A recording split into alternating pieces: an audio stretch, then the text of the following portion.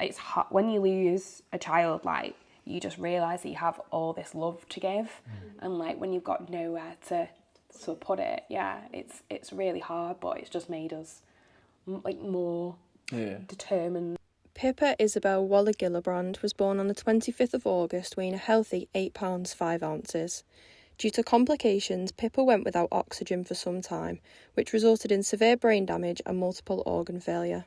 Pippa was diagnosed with hypoxic ischemic encephalopathy. Sort of an instance where there was two midwives, and they both looked at each other, and in that moment, sort of just from the look itself, that something is not quite right. There's still, I think, like a less than a 1% chance, even maybe less than 0.5% chance that something like this would happen when a baby's full term. And I remember sort of, the pool was set up just behind you there, and you got in it, and I generally thought, within the next 20 minutes, we're going to be sat here with our baby, and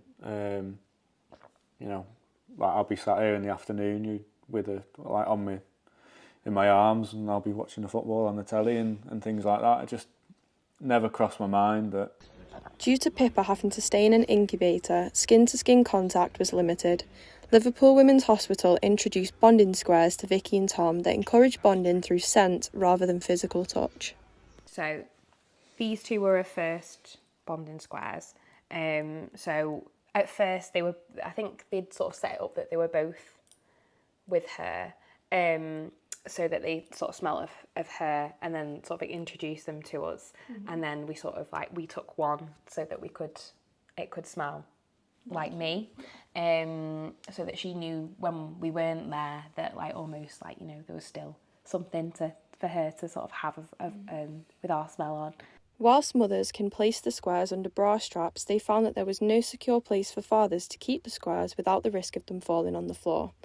Vicky began to use hair clips to securely attach the squares to Tom's collar, something the nurses had never seen being done before. It's such a simple thing, really, but how effective it would be to make sure that dads could sort of take part in that bonding. The clips will be similar to the hair clips Vicky and Tom used, with several changes to fit health and safety regulations. They will be available in Liverpool Women's neonatal unit, with the hope that they can expand across the northwest. So we literally just want to sort of put a few in a little packet. It will have sort of Pip's Clips logo on and stuff, and then that'll be given to families with a bit of a well wish from us and Pip on there. Pip gave us so much, and as you say, we know that she would want us to give back to either families in sort of a similar situation to what we found ourselves in, or to the nurses or doctors that cared for Pip. We had 12 days with Pip, and you'd think those 12 days were the worst of our lives, but they weren't as well at the same time. We had memories within that time. Vicky and Tom currently have a GoFundMe set up with proceeds going to Liverpool Women's Hospital.